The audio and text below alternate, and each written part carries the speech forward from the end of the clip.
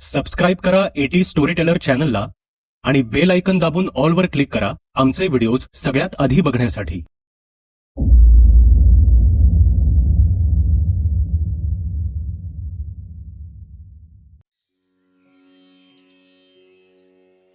मित्रांनो, ही गोष्ट आहे 1990च्या काळातील. माझगाव, कोकणातील रत्नागिरी तालुक्यातील एक छोटंसं खेडेगाव. आजूबाजूला घनदाट जंगल, जंगलातून वाहणारी नदी आणि चहूबाजूला हिरवेगार विशाल डोंगर. दुर्गम भागात मोडत असल्याने गावातील वस्ती जेमतेम 1000. या गावामध्ये एक मोठा वाडा होता. त्याला शिंत्रेवाडा म्हणत असत. शिंत्रे नावाच्या एका मोठ्या घराण्याच्या मालकीचा वडलोपार्जित वाडा होता तो. वाड्याचा परिसर मोठा होता. वाड्यापासून 20-25 पावलांवर त्याचं मुख्य प्रवेशद्वार होतं. वाड्याच्या मागील बाजूस वाड्यापासून 20-25 पावलांवरच एक मोठी विहीर आणि वाड्याला लागूनच पण थोडं बाहेरील बाजूस स्वच्छतागृह होतं. वाड्याच्या चहूबाजूला दाट झाडी. वाड्याला तळघरही होतं. शिंत्रे घराणं तसं नावाजलेलं होतं. संपूर्ण गावात त्यांना मोठा मान होता.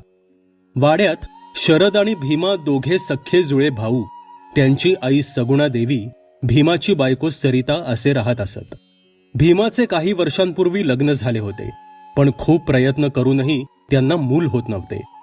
सगुणा देवी यांचे पती दामोदर खूप मोठे शूरवीर होते. त्यांच्याकडे मोठी बंदूक सुद्धा होती. गावावर येणाऱ्या अनेक संकटांना सामोरे जाऊन त्यांनी गावाला वाचवलं होतं. त्यामुळे गावात त्यांचा दबदबा होता. जर काही संकट आलं तर गावकरी दामोदर यांच्याकडे जात असत. दामोदर यांचे खूप वर्षांपूर्वी संशयास्पदरित्या निधन झाले होते. त्यांच्या निधनाची चर्चा तेव्हा गावभर होती. त्यांच्या अकाली निधनानंतर एकट्या सगुणा देवींनीच भीमा आणि शरदला लहानाचं मोठं केलं होतं. भीमा त्याच गावात राहून शेती बघायचा आणि शरद मुंबईत नोकरीला होता. सुट्टीत सणासुदीला तो गावाला येत असत. असेच त्या दिवशी दिवाळीला तो घरी आला होता. त्याच्या भीमा आणि आई बरोबर वाड्याच्या अंगणात गप्पा चालू होत्या. भीमा, आई, मला जरा तुमच्याशी बोलायचंय, शरद म्हणाला. भीमा आणि आई दोघांनी एकमेकांकडे पाहिलं. शरद, तिकडे मुंबईला सगळं ठीक आहे ना? भीमा म्हणाला. हो, सगळं ठीक आहे. मला तुम्हा सगळ्यांना एक बातमी द्यायची आहे, शरद म्हणाला. शरद, काय सांगायचं आहे लवकर सांग बाबा, सगुणा देवी म्हणाल्या. माझं एका मुलीवर प्रेम आहे आणि आम्ही दोघांनी लग्न करण्याचा निर्णय घेतलाय, शरद म्हणाला. ते ऐकून भीमा आणि सगुणा देवी यांना खूप आनंद झाला. अरे शरद, इतकी आनंदाची बातमी अशी भीत भीत का देतोयस? आम्हाला तर काळजीतच टाकलं होतंस तू, सगुणा देवी म्हणाल्या. सरिता, अगं लवकर बाहेर ये. भीमाने सरिताला बोलावलं तशी ती बाहेर आली. शरदनं लग्न ठरवलंय, भीमा म्हणाला. अगो बाई, खरं की काय? शरद भाऊजी, अभिनंदन. अहो जरा फोटो दाखवा की होणाऱ्या वहिनींचा, सरिता म्हणाली. तेव्हा शरदने पाकिटातून फोटो काढत सरिताच्या हातात दिला. वाह, किती सुंदर आहेत वहिनी. तो फोटो भीमा आणि सगुणा देवी यांना देत सरिता म्हणाली. खरंच फार सुंदर आहे हो, सगुणा देवी म्हणाल्या.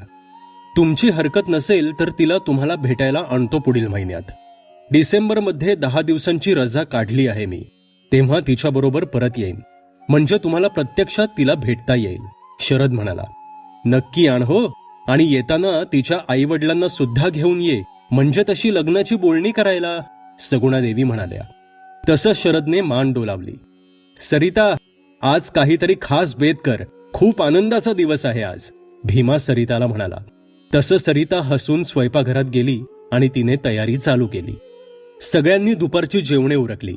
दरम्यान शरदने सोनालीशी म्हणजेच त्याच्या होणाऱ्या बायकोशी फोनवर संवाद साधून त्याने त्यांच्याबद्दल घरी सांगितले असल्याचे कळवले होते आणि पुढील महिन्यात तिला तिच्या कुटुंबासोबत माझगावला यायचं आहे हे सुद्धा सांगितलं.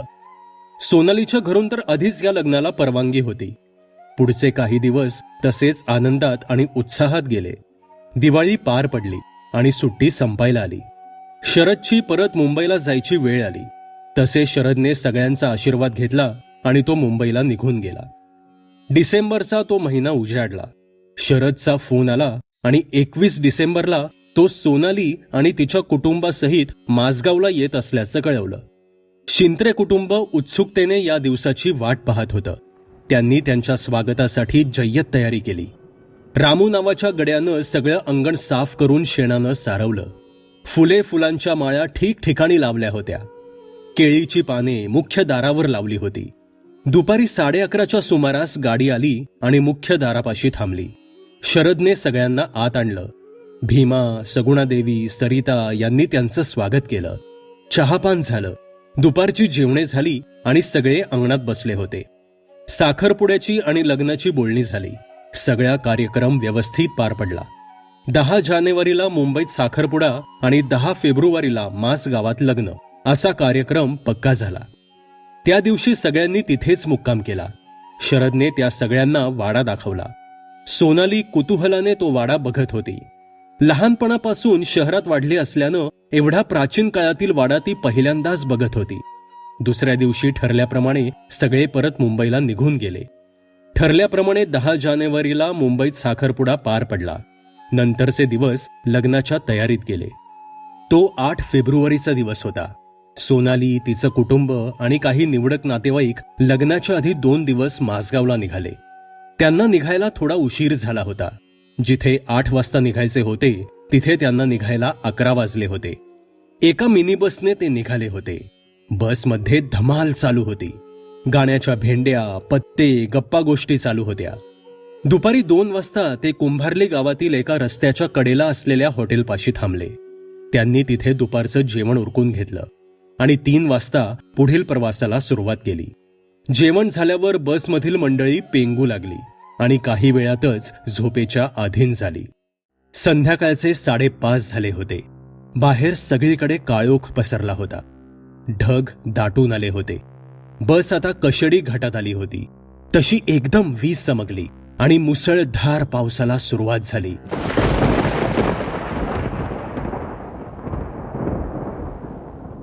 त्या प्रचंड विजेच्या कडकडाटाने सगळे हादरून झोपेतून जागे झाले. बाहेरील दृश्य पाहून सगळे एकमेकांकडे बघतच राहिले. फेब्रुवारीमध्ये पाऊस? सोनालीची आई उद्गारली. हो ना, आश्चर्यच आहे, सोनालीच्या आईची एक नातेवाईक म्हणाली. बसचा वेग आता मंदावला होता. पावसाचा जोर इतका होता की बस चालकाला समोरचं स्पष्ट दिसत नव्हतं. जोर जोरात विजा चमकत होत्या. इतक्यात त्यांना खूप मोठं काहीतरी पडल्याचा आवाज आला.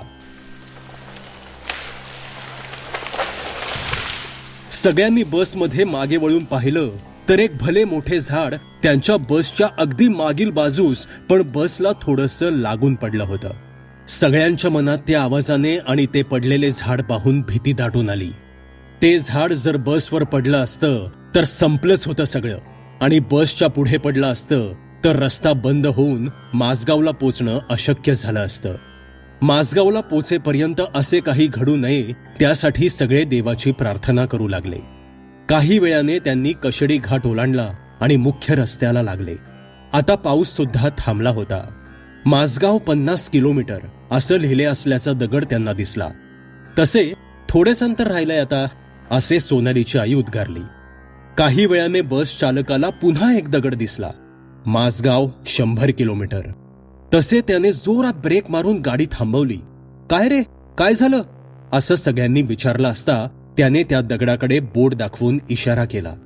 सगळ्यांनी तिकडे पाहिलं आणि तो दगड पाहून सगळे स्तंभितच झाले. हे काय भलतंच, आता तर 50 किलोमीटर दाखवत होतं, आता 100? सोनालीची आई म्हणाली. सोनालीने शरदला फोन करून ते कुठे आहेत आणि काय झालं आहे ते सांगितलं. तुम्ही या सरळ, थोड्याच अंतरावर आहात तुम्ही, त्या दगडावर चुकीचं लिहिले आहे असे सांगितले. रात्री 8 वाजता ते कसे बसे मासगावला पोचले आणि जेवण करून झोपून गेले. दुसऱ्या दिवशी सकाळी म्हणजे 9 तारखेला लग्नाआधीची कार्ये पार पडली आणि 10 फेब्रुवारी लग्नाचा दिवस उजाडला. वाड्याच्या मोठ्या अंगणातच मांडव घातला होता. पूर्ण वाडा फुलापानांनी सजवला होता. मांडवात सगळे जमले होते आणि विधींना सुरुवात झाली. काही वेळांनी अचानक खूप सारे कावळे वाड्यावरून चक्रा मारून जोर जोराने ओरडू लागले. तसे सगळे वरती बघायला लागले आणि कुजबुज करायला लागले. इतक्या मोठ्या संख्येने कावळे घराभोवती फिरत असतील तर अशुभ मानलं जातं. लोकांची कुजबुज चालू असताना एक प्रचंड मोठा आवाज झाला. तसे सगळे घाबरले आणि आवाजाच्या दिशेने पाहू लागले. वाड्यामधील भले मोठे जांभळाचे झाड त्या मांडवाच्या अगदी कडेला पडलं होतं. ते पाहून सगळ्यांची धावपळ सुरू झाली. काही लोकांनी ते झाड कसंबसं हलवत बाजूला नेलं.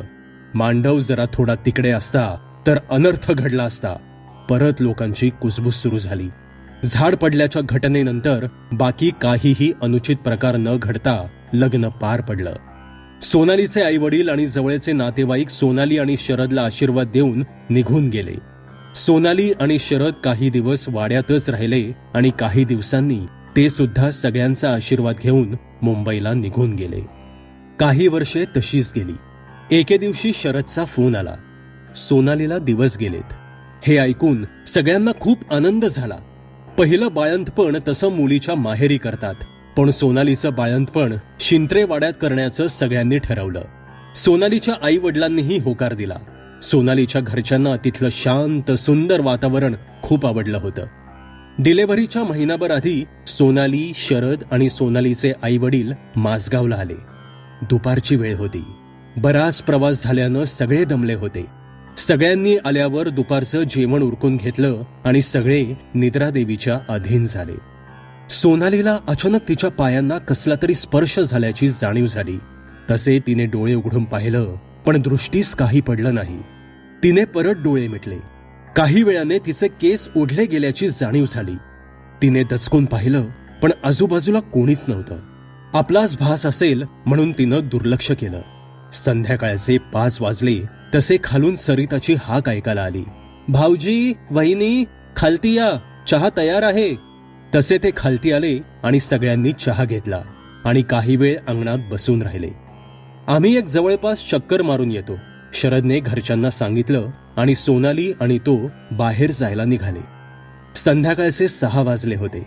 सोनालीला तो परिसर खूप आवडला. सगळे वातावरण निसर्गरम्य होतं. हिरवीगार उंच झाडं, जवळून वाहणारी नदी, चारही बाजूंना हिरवेगार डोंगर. चालता चालता ते थोडे दूर आले.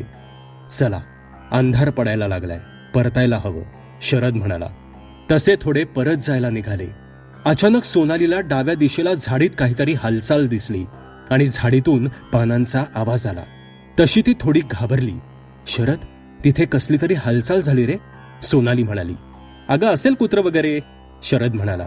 ते वाड्यात आले. वाड्यात सगळीकडे दिवे लागले होते. ते आत गेले. काही वेळ गप्पा गोष्टींमध्ये गेला.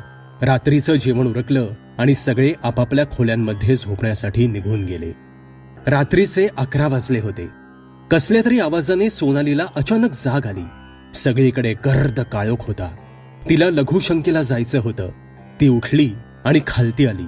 वाड्याच्या मागचा दरवाजा तिनं उघडला आणि बाहेरील दिवा लावला आणि ती स्वच्छतागृहाकडे जाऊ लागली. तशी परत तिला शेजारील झाडीमध्ये हालचाल जाणवली. सोनालीनं तिकडं बघितलं. असेल कुत्रमांजर असं स्वतःशीच बोलून ती स्वच्छतागृहापाशी पोचली. विधी उरकून ती बाहेर आली. अचानक एक बाई तिथून थोड्या अंतरावर असलेल्या विहिरीच्या कठड्यावर तिला दिसली. तिनं मोठं गोल कुंकू लावलं होतं. हिरवी साडी नेसली होती. तिचे केस मोकळे होते. जणू काही ती सोनालीकडे रागानं बघत होती. सोनाली घाबरली. इतक्या रात्री विहिरीवर कोण आहे? सोनालीनं मनात विचार केला. कोण आहे? सोनालीनं विचारलं आणि ती त्या विहिरीच्या दिशेनं जाऊ लागली. तशी लगेच ती बाई दिसेनाशी झाली. ते पाहून सोनाली खूप घाबरली आणि झपाझप पावले टाकत ती वाड्याच्या दिशेनं निघाली. तिला वाड्याच्या दिशेने जात असताना डाव्या दिशेला एक म्हातारा उभा असलेला दिसला. पांढरा सदरा आणि धोतर त्यानं नेसलं होतं. तो सोनालीकडे निरखून पाहत होता.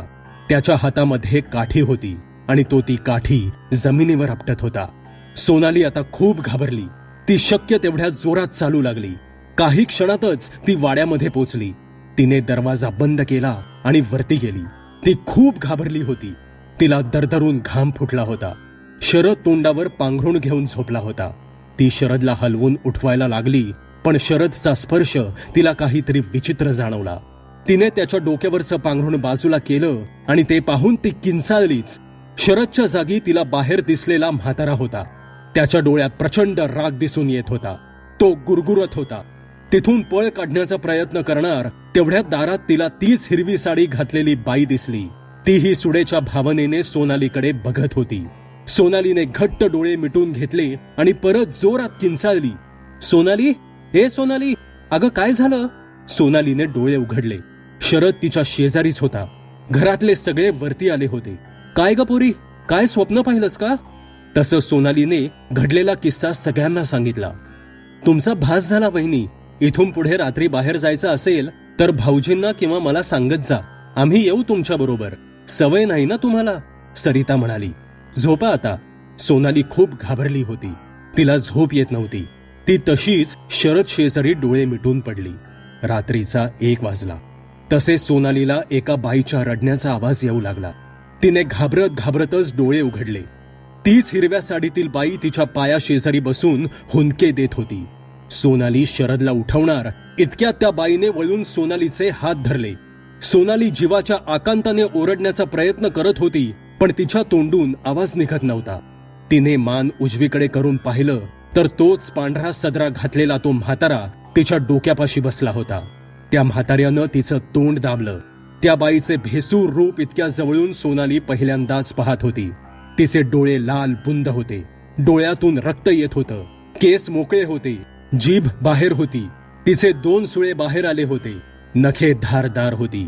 मी या घराचा वंश वाढून देणार नाही. मी तुझ्या पोराला मारून टाकणार. ती बाई सोनालीच्या जवळ आपले मस्तक नेऊन म्हणाली, अगं वेळ कशाला घालवतेस? फाड तिचं पोट आणि संपव त्या जीवाला. तो म्हातारा म्हणाला. तसं त्या म्हातारीने आपल्या नखांनी सोनालीच्या पोटावर ओरबाडा ओढला आणि आपल्या धारदार दातांनी ती तिचे पोट फाडणार इतक्यात काहीतरी हालचालीने शरदला जाग आली. त्यानं पाहिलं तर सोनाली जोर जोरानं डोळे मिटून श्वास घेत होती. त्याने हलवून सोनालीला उठवलं, पण ती उठली नाही. तसं त्याने खालून सगळ्यांना बोलावलं. सगळे वरती आले. सोनालीच्या आईनं सोनालीला जवळ घेतलं. काय झालं हिला? ही अशी का करतीये? सोनालीच्या आईने शरदला विचारलं. शरद काहीच बोलला नाही. त्याला सुद्धा सोनालीला या अवस्थेत पाहून धक्का बसला होता. सरितानं खालून पाणी आणलं आणि सोनालीच्या तोंडावर मारलं तशी ती भानावर आली. सोनाली, अगं काय झालं तुला? अशी का करत होतीस तू? सोनालीच्या आईने तिला विचारलं. ते दोघे मला आणि माझ्या बाळाला मारून टाकतील. आपण आपल्या घरी जाऊ लवकर. थरथरत्या आवाजात सोनाली म्हणाली. कोण मारून टाकेल? तुम्ही काहीतरी स्वप्न बघितलं असेल वहिनी, भीमा म्हणाला. शरद सुद्धा आता सावरला होता. सोनाली, असं काय बडबडते आहेस? कोणाविषयी बोलते आहेस तू? शरद म्हणाला. ती हिरवी साडी घातलेली भयानक बाई आणि तो म्हातारा, ते मारून टाकतील आम्हाला. त्यांनी माझ्या पोटावर नखांनी मला बोचकारलं. सोनाली थरथरत्या आवाजात म्हणाली. काय? जरा बघ काय झालं आहे. सोनालीचे वडील उद्गारले आणि सोनालीच्या आईला त्यांनी तिचं पोट तपासायला सांगितलं. त्यांनी पाहिलं तर सोनालीच्या पोटावर नखांनी ओरबाडल्याच्या खुणा दिसत होत्या. ते पाहून मात्र आता सगळे घाबरले. शरद, तू तर इथेच होतास. तू कोणाला पाहिलंस का? भीमाने शरदला विचारलं. पण शरदने इथे कोणीही न आल्याचे सांगितले. तेवढ्यात बाहेरून मोठा आवाज झाला. सगळ्यांनी खिडकीतून बाहेर पाहिलं तर त्यांच्या अंगणातील भले मोठे आंब्याचे झाड त्यांच्या वाड्यावर कोसळत होतं. ते सगळे ओरडले आणि तिथून ते बाजूला होणार तेवढ्यात त्या झाडाची एक टोकदार फांदी खिडकीतून आत आली आणि सोनालीच्या अगदी पोटाशी येऊन थांबली. शरदनं सोनालीला झटक्यात पण हलक्या हातानं लांब खेचलं. ते पाहून तर सोनालीच्या आईला चक्करच आली. तिला सोनालीच्या वडिलांनी सावरलं. काही वेळांनी शुद्धीत येताच, हा काय प्रकार आहे? सोनालीच्या बाबतीत असं का होतंय? काळजीयुक्त आवाजात सोनालीच्या आईने सगुणादेवी यांना विचारलं. उद्या आपण सकाळी डॉक्टरांना बोलवू. काय म्हणत आहेत ते बघू, सगुणादेवी म्हणाल्या. आता पहाटेचे 4 वाजले होते. शरद, मी सगुणाला आमच्या खालच्या खोलीत घेऊन जाते, सोनालीची आई म्हणाली. तसं शरदने फक्त होकारार्थी मान डोलावली. सकाळ झाली. भीमा डॉक्टर रानडे यांना घेऊन आला. डॉक्टरांनी सोनालीला तपासलं. सगळं काही ठीक आहे. पोटावर हलकेच नखांनी बोचकारल्यासारखं दिसत आहे. विशेष काही नाही. पण तिच्या मनात प्रचंड भीती आहे. ती लवकरात लवकर गेली पाहिजे. ती बाळासाठी चांगली नाही, डॉक्टर म्हणाले. पण मग डॉक्टर, यावर उपाय? सोनालीच्या वडिलांनी विचारलं. मी काही औषधं देतो, बघू काही फरक पडतो का, डॉक्टर म्हणाले आणि ते औषधे देऊन निघून गेले. तो दिवस तसाच गेला. रात्र व्हायला लागली. रात्रीचं जेवण उरकलं. सोनाली तिच्या आईवडिलांच्या खोलीतच झोपणार होती. सर्वजण झोपायला गेले. रात्रीचे 12चे ठोके घड्याळात पडत होते. सगळे गाढ झोपले होते. सोनालीने अचानक डोळे उघडले. ती उठली. मागील वाड्याचे दार उघडून ती हळूहळू विहिरीकडे चालत जाऊ लागली. जणू काही ती झोपेत चालत होती. ती विहिरीजवळ पोचली. तिला ती हिरवी साडी नेसलेली बाई आणि तो म्हातारा त्या खोल विहिरीतून बोलवत होते. दोघेही क्रूर रानटी श्वापदासारखे दिसत होते. दोघेही जिभल्या चाटत होते. माझं सावं झालं, मी बदला घेणार. असं ती बाई ओरडत होती. सोनाली विहिरीच्या कठड्यावर चढण्याच्या तयारीत होती. एवढ्यात सोनाली थांब असं मोठ्याने शरद ओरडला. त्याने वरच्या खोलीतून सोनालीला विहिरीजवळ पाहिलं. जीवाच्या आकांताने तो खाली आला आणि त्याने बाहेरचा दिवा लावला. शरदच्या आवाजाने सगळे जागे झाले आणि वाड्याच्या मागील बाजूस आले. शरदनं पळत जाऊन सोनालीला अडवलं. त्याच क्षणी सोनाली तिथेच बेशुद्ध पडली. त्यांनी तिला उचलून वाड्यात आणलं. सगळे जण काळजीने तिच्याकडे बघत होते. हे सगळं काय चाललंय हो?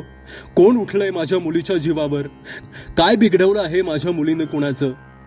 सोनालीची आई रडत रडत सगुणा देवींना विचारत होती. हे काहीतरी वेगळं वाटत आहे. शरद, मी ऐकलं आहे की आपल्या शेजारील गावात एक पंडित नवीनच राहायला आले आहेत. गावात त्यांच्याबद्दल खूप ऐकलं आहे. फार ज्ञानी आहेत ते. महादेव नाव त्यांचं. भीमा, तू उद्या सकाळी त्यांना जाऊन भेट आणि घडलेला प्रसंग सांग. बघ काय म्हणतात ते. तुम्ही काळजी करू नका. आज पूर्ण रात्र जागून मी सोनालीवर नजर ठेवते. सगुणा देवी म्हणाल्या. आपण सगळेच लक्ष ठेवू, सोनालीचे वडील म्हणाले. त्यानंतर रात्री काहीच घडलं नाही. दुसऱ्या दिवशी सकाळी भीमा महादेव काकांच्या घरी आला आणि त्याने सर्व वृत्तांत त्यांना सांगितला. महादेव काकांनी त्यांचे सगळे साहित्य बरोबर घेतलं आणि ते भीमा बरोबर निघाले. वाड्यात पाऊल ठेवताच त्यांना विचित्र काहीतरी जाणवलं. इथे काळ्या शक्तींचा वावर आहे. हा वाडा शापित आहे, महादेव म्हणाले. तसे सगळे एकमेकांकडे भीतीने बघायला लागले. काका, पण आम्ही किंवा त्या बिचाऱ्या मुलीने कोणाचे काय वाईट केलंय की हा त्रास तिला होतोय? ती तर या गावची पण नाही, सगुणा देवी म्हणाल्या. सगळ्या रहस्यांचा उलगडा आज रात्री होईल. मी बघतो काय करायचं ते. आज रात्री मी इथेच थांबतो, महादेव म्हणाले. त्यांनी आतून वाडा काळजीपूर्वक बघितला. ते बाहेर आले आणि वाड्याभोवती फिरू लागले. फिरता फिरता ते वाड्याच्या विहिरीजवळ आले आणि विहिरीत बराच वेळ पाहत होते. तसे भीमा आणि शरद तिथे आले. काय झालं काका? भीमाने विचारलं. मला या विहिरीतून काहीतरी भयंकर शक्ती असल्याचं जाणवत आहे. असो, कळेलच आज रात्री. भीमा, आज संध्याकाळी 7 वाजेपर्यंत तुम्हा कोणालाही वाड्याबाहेर काही कामे असतील तर ती उरकून घ्या. कारण 7 नंतर ते सकाळी 6 वाजेपर्यंत तुम्हा कोणालाही घराबाहेर पडता येणार नाही. घरच्या सगळ्यांना कल्पना दे, महादेव म्हणाले. भीमा आणि शरदने एकमेकांकडे पाहिलं आणि दोघांनी लगबगीने वाड्यात येऊन महादेव यांनी जे काही सांगितलं ते घरच्यांना सांगितलं. तसे महादेव वाड्यात आले. भीमा, 1 डबाभर तांदूळ, 4 लिंब वाड्यातील एका मोकळ्या खोलीत नेऊन ठेव, महादेव म्हणाले. तसे भीमा लगबगीने आत गेला आणि ते सांगितलेलं साहित्य त्याने एका खोलीत नेऊन ठेवलं. महादेव त्या खोलीत गेले आणि म्हणाले, मी जोपर्यंत बाहेर येत नाही तोपर्यंत माझ्या या खोलीचा दरवाजा कोणीही वाजवू नका. मी संध्याकाळी 6:30 वाजता बाहेर येईन. काका, आपलं जेवण? सरितानं विचारलं असता जेवण नको म्हणून महादेव यांनी हातानेच इशारा केला. खोलीचे दार लावत ते म्हणाले, 7 वाजेपर्यंत उरकून घ्या कामं, असे म्हणत त्यांनी खोलीचे दार बंद केले. इकडे बाहेर भीमा आणि शरदने सगळी बाहेरची कामे झटपट उरकायला सुरुवात केली. दुपारच्या जेवणापर्यंत सगळी कामे त्या दोघांनी उरकली. इकडे आत मधल्या खोलीतून महादेव करत असलेले मंत्र मोठ्यांदा ऐकू येत होते. खोलीतून धुपाच्या धुराचे लोट बाहेर येत होते. हा हा म्हणता संध्याकाळचे 6:30 वाजले. तसे महादेव म्हणत असलेल्या मंत्रांचा आवाज बंद झाला. सगळे त्यांच्या खोलीच्या दारापाशी उभे होते. महादेव बाहेर आले. झाली सगळी कामं? महादेव यांनी विचारलं. तसे भीमा आणि शरदने होकारार्थी मान डोलावली. महादेव यांनी मंत्रोपचार केलेले ते साहित्य म्हणजेच ते तांदूळ, ते 4 लिंब, त्यांच्याकडील 4 नारळ आणि कुंकू, भस्म वाड्याबाहेर आणले. आता तुम्ही सगळे आत वाड्यात जा. आता कोणीही बाहेर पडणार नाही. तसे सगळे वाड्यात गेले. महादेव यांनी वाड्याभोवती ते तांदूळ पसरवायला सुरुवात केली. वाड्याच्या पुढील बाजूपासून ते वाड्याच्या मागील बाजूच्या स्वच्छतागृहाच्या बाहेरील बाजूपर्यंत त्यांनी त्या तांदूळाचे गोलाकार रिंगण आखले. त्यावर त्यांनी कुंकू टाकलं. चारही बाजूंना प्रत्येकी एक अशी लिंबे त्यावर ठेवली. त्याच्या शेजारी त्यांनी प्रत्येकी एक नारळ ठेवला आणि त्या सर्व वस्तूंवर कुंकू टाकलं. ह्या क्रिया करत असताना ते तोंडाने मंत्र म्हणत होते. तसेच त्यांनी वाड्याच्या मागील बाजूस वाडा आणि विहीर यांच्यामध्येही तसेच छोटे रिंगण आखले आणि त्या रिंगणात त्यांनी आणलेले सामान म्हणजेच विटा, भस्म, कोळसे, तेल, काडेपेटी, तांदूळ, कुंकू, नारळ, लिंबे, स्टीलचे डबे ज्यांच्यावर स्वस्तिक काढलेला होता, मंतरलेले पाणी असे साहित्य ठेवले होते. विटा रचून त्यांनी यज्ञ तयार केला होता. त्याच्या सर्व बाजूंनी नारळ आणि लिंबे ठेवली होती आणि त्यावर कुंकू, भस्म टाकले होते. विटांच्या मधोमध कोळसे टाकले होते. ती क्रिया पूर्ण झाल्यावर ते सुद्धा वाड्यात आले. ह्या रिंगणाच्या बाहेर काहीही झालं तरी कोणीही बाहेर जाणार नाही. तुम्ही सगळे ह्या रिंगणाच्या आत सुरक्षित आहात. चला आज लवकर जेवण उरकून घेऊ, महादेव म्हणाले. तसे सगळ्यांनी जेवून घेतलं. जेवण झालं. काही वेळ गेला. महादेव डोळे मिटून मंत्रोच्चार करत होते. घड्याळात रात्री 11 वाजायचे ठोके पडले. तसे महादेव यांनी डोळे उघडले आणि ते वाड्यातील बाहेरील यज्ञाच्या दिशेने जाऊ लागले. त्यांनी यज्ञात तेल ओतले आणि अग्नी उत्पन्न केला. त्यांचे जोर जोराने मंत्रोच्चार सुरू झाले. मध्ये जागेत भस्म आणि कुंकू ते टाकत होते. वाड्यातील सर्वजण वरच्या खोलीतून ते दृश्य पाहू लागले. काही वेळ गेला आणि अचानक विहिरीतील पाणी जोराने हवेत उडू लागले आणि विहिरीमधून किंकाळ्या ऐकू यायला लागल्या. काही वेळाने ती हिरवी साडी घातलेली बाई आणि तो म्हातारा विहिरीमधून हवेत उडून पुन्हा धपकन पाण्यात पडत होते. तसे त्या बाईची नजर खिडकीत उभ्या असलेल्या सोनालीकडे गेली. तशी ती हवेतून तरंगत तिच्या दिशेनं वेगानं जाऊ लागली. माझा बदला, माझा बदला असं जोरानं किंचाळत होती. पण रिंगण असल्यानं ती तिच्यापर्यंत पोहोचू शकली नाही.